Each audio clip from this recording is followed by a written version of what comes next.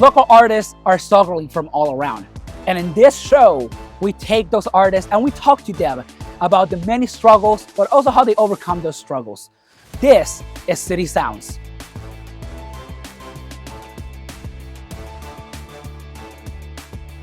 Some of the views expressed by the guests on this show are not those of the Inquisitor Media or Cleveland Finest Entertainment. Listener discretion is advised. You will hear talks about drugs, gangs, street violence, and different mental health issues. If you're looking or need help, visit www.inquisitormedia.net/help. Well, hey everybody, and welcome once again to City Sounds. We are out here today because it's a beautiful day in Cleveland, and we're still talking to some local artists. And today we have someone we want to chat a little bit with again and bring some more knowledge out here to those that want to start or even work around in the music industry. So I have you introduce yourself to me and tell me a little bit about you, what got you involved in music, and when do you start in the music industry? Right. So my artist name is Rashawn. I go by my government name. It kind of goes along with the brand of the music that I make. I've been making music for about 4.5, going on 5 years. We approaching 5 years. Been doing it consistently for about 3. So what got me into music? I've always had a passion for music, like everybody else. You got a deep passion for the music. And during COVID times, I kind of took a leap of faith, and it worked out great for me. It worked out really good, and I've been going ever since. One question I ask most of the artists and jump into this podcast and this show is regularly, who inspire you, to do music? Like a parent, a family member, someone in your life, or someone even in the music industry? Somebody that inspired me to do music is my sister. She probably did that subconsciously, just being an older sibling, but I wasn't really privy to rap music until 50 Cent In the Club came out. Before that, all the music that I listened to with my sister. So the SWVs, the Jodeci's, the Aaliyahs, even Devontae Swing, you know what I mean? I'm a big Static Major fan. So I would say 50 Cent's In the Club got me into oh, wow, this is what rapping is. And also Joel Santana's debut album, From Me to You, just the vulnerability of that kind of really made me, as a young kid who was going through depression, made me feel oh, vulnerability and being transparent is a good thing. Yeah, and so you share that about vulnerability and transparency. You're a man. We're taught through our lives, and I'm gonna move a little bit from the artist part here for a second. Absolutely. We're taught we have to be strong. There's no you can't be vulnerable. Right. But music gives people that power, to be vulnerable. How do you find a way to put those feelings together? When you're vulnerable in that instance, to put those feelings together to create that music. The first thing I remind myself is that I'm a vessel. So I try to strip the ego away and understand that I'm a vessel, and no matter what, I might not even be in the music mood, but I need to create because somebody needs to hear it. I needed to hear it. So I feel that's the cycle of music, being vulnerable and relating to others so they can relate to others, and we all can heal, we all can grow. Yeah, and you just mentioned the cycle of music itself, right? And every artist has a cycle where they start, where they go. How do you start with this? Do you think lyrics, a situation happened and you put it together? Does a beat comes up and you this is how I want to make it? I'm not a musician, I'm a podcaster. So I'm trying to think how that comes together for you. Me being a vulnerable and transparent person, when I hear a beat that invokes emotion into me, I get a certain feeling. I can't really describe it, but all of my music is based on my life. I feel doing the opposite or the hyperbole or this, that, I feel I would be doing it disjustice to the listener. You know what I mean? And I'm big on kind of just giving it how it is. Every day you're not gonna feel the best, every day you're not gonna look the best, but just making sure that cycle continues and being consistent. Absolutely. I love that. I love, that consistency, but also coming with like that transparency, that being vulnerable and bringing that to people, as I said, and this episode will be way further released, from Men's Mental Health Month, but it's something that we like don't talk about enough. And I was even thinking about that earlier today. It's not something we talk about, mental health in this community and in Absolutely. the music community itself, Absolutely. how it works around. And it's so stigmatized with politics and stuff, and that people don't even think about it. Yeah, as a musician and as a person who has lost multiple friends to self-harm, I think that like it's a stigma that needs to be done away with ASAP. So the generations before us and the generations before them, to me, the point of life is growing. So the next generation is even going to grow from that. But it's very imperative that we strip away those things and understand that it's okay. Like, I love to cry because I needed to release it. I can't carry that. You get what I'm saying? But a lot of young men, no fault to their own, are easily influenced, and to no fault of their own also are led the wrong way mentally. And once you go down the wrong way mentally, you open up a lot of negative emotions. So, and you harp on those emotions. So by being transparent about my feelings, how I felt, or that quick to express like, man, I hurt my feelings. And I don't even know how many men ever even uttered those words. You know what I mean? So just as somebody that has lost a friend, it's so important that we strip away with the stigma of this is what masculinity is. You know what I mean? Masculinity is a lot of things, but masculinity is not withholding and inflicting that internal pain on you that a lot of men go through. So it's very important to me, and I make it a point in my music that say, hey, I'm here for you. Like, I know how it is. I use that a lot, or not verbatim, but just that kind of phrase, like, I know how it is. I know how it feels. And the listener hearing that, hopefully, it's like, oh, okay, you see me. I can be vulnerable as well. Absolutely, and you're talking about that part, and when your listeners and you're trying to spread this message, which is great. I love this. I'm like, there's so much to involve with this, like mental health part of it, which is amazing with music, and a lot of people do that, which it brings joy to me to hear that. And I listen to Yes, a lot of the music that I listen to. It has to do a lot with that too. Calm me down, my feelings and stuff. And it also goes with the person who's singing it. The person who's like putting that music together. absolutely. You're with a group of like amazing artists. I have talked to some of them and like gone over, and you're one of the people that like talk to that like brings that mental health into the music.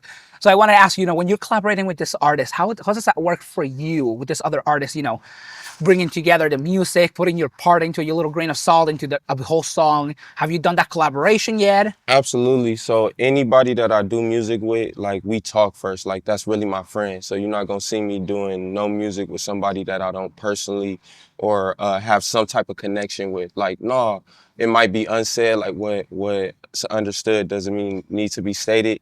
But I have to have decor, a rapport with them, no matter what. And it's not to be like, oh, if I don't know you, we can't make music, because that's not what it is. But before we even can step into a studio, I got to know about you. You got to know about me. You know what, bro? I feel you. Like, you know what I mean? And just that brotherhood is kind of like putting your arm around somebody. So when you make music, it's like it takes the stress off of it. It's like, no, this the bro. Like, I know, no, don't even worry about it. It's no stress. Go in there and do your thing, bro. It's going to come out how it's supposed to.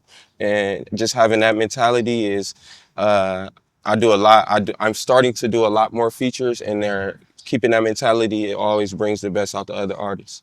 Absolutely. And you're working with all these artists, releasing the music. What is some of the struggles that you're seeing around? Not just with the artists, but even releasing the music, putting it together out there with the listenership. Entities that are helping or actually not helping. What is that? How does the struggles are seen, and how do you overcome the struggles? It's such a mental battle. It's such a mental battle because to be a musician, you struggle with the ego of it, right? It's, oh no, I'm the man. And then it's like, oh, well, I'm still struggling. I'm still on the come up. You know what I mean? So those two mentalities clash.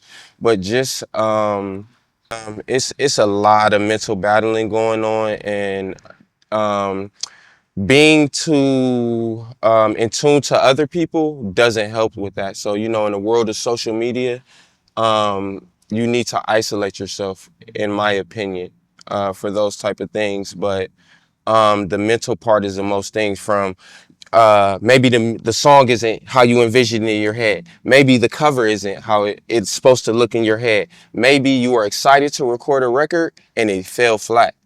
So just understanding that, like, if you're gonna make a mistake, make it at 100 miles per hour every time. You know what I mean? Absolutely. So like that kind of takes the stress off too. Like, you know what? If I crash, I'm gonna crash. Long as I'm doing that at 100%, long as I'm giving it my best effort, something's good gonna come out of it. But just the mental of it is so draining on the artist, and I feel like not a lot of artists talk about this at all. Is the mental weight of being an artist, you know what I mean? And having those expectations for yourself and looking around and saying, I don't know if it's working. Maybe it's working. Okay, that's a sign it's working. Is this a sign it's not working? You know what I mean? So just fortifying your mental and having a real reason why you make music. Like, why do you make music? Are you in it for the money? Are you in it because it helps you? Are you, you know, so many different reasons, but the right reasons also help you get through that mental weight. You kind of remind yourself like, nah, this is what I'm supposed to be doing. I'm doubting myself, but this is what I'm supposed to be doing. And that kind of helps. Absolutely. Like you're collaborating with people, talking with everybody out there. What are some like personal inspirations that you bring to the table, and just for your own songs? What are those personal inspirations and make you create that music on a day-to-day basis, or when you're like working with someone, or just alone at home? Hardship, in this game that we're all a part of, there's a facade like, oh, it's the ego, it's the no, look, da, da, da, but just circling back to that transparency, you know what I mean? A lot of my inspiration comes from hardship, you know what I mean? Just and self-growth, hardship and self-growth, going through hard things, going through things that is, almost like a why me, like, or, something good might happen. Now you paranoid that something bad might happen, you know what I Yeah, mean? absolutely. So just dealing with those hardships, man, it's really important. If you have friends, if you have a significant other, that they understand that they're involved with an artist, and like they play a very critical part, because as an artist, you can have the most ego, but the people that know you the most, they're going to tell you the truth. You know what I mean? And you might think you're on top of the world and hear from your best friend, no, this ain't it, bro. You know what I mean? So just being fortified in who you are, you know what I mean, and why you do it. Circling back to that, like, why are you doing music? Why are you into it? You know what I mean? So Yeah, and on top of that, let me ask you this one. Like, there's many artists out there just like you that are they're trying to become, the next sensation, or even just be part of this world. be known. Be known, or even just get into the music industry. What are some words of advice you have for that like person who maybe at home they writing something but not thinking about it?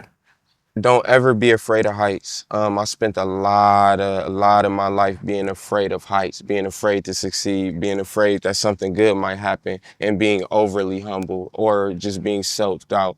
Don't ever be afraid of heights. Circling back again, if you're gonna make a mistake, make it at 100 miles per hour every trip, and don't beat yourself up about it. So that's definitely what I would say. And good advice, by the way. Like good advice. It reminds me of the song from Frank Sinatra, "My Way." Make a mistake, but do it your way. And I love that. And then if there was like someone who wanted, or needed the support, or just wanted to like follow you or even find you online, how can they get like with you? Where can they find your music? Where can they find you online? Okay, so that's a little loaded question for an artist like me. So all of my music is on streamings, from Spotify to Apple Music, everywhere you can think of.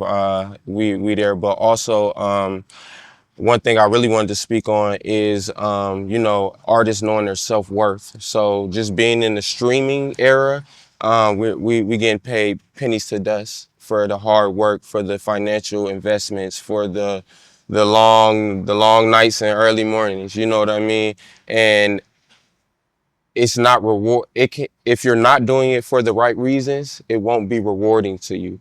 You know what I mean? Yeah, absolutely. At all. So so you can find me at all social media at Turner, my first name, X, and my middle name, Rashawn. That's my artist name is Turner Rashawn. You can find me there everywhere, from TikTok to Instagram to Twitter, even my Facebook. You take that X out, Turner Rashawn, I'm gonna pop up every time.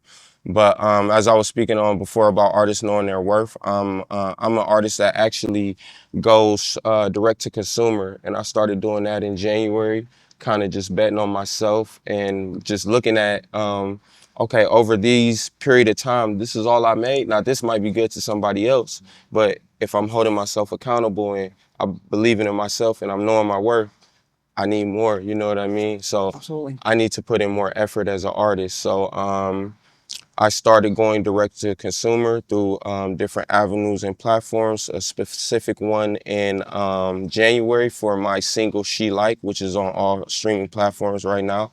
You can also purchase it as well through Stripe. And I released my next one, Come This Far, through Shopify.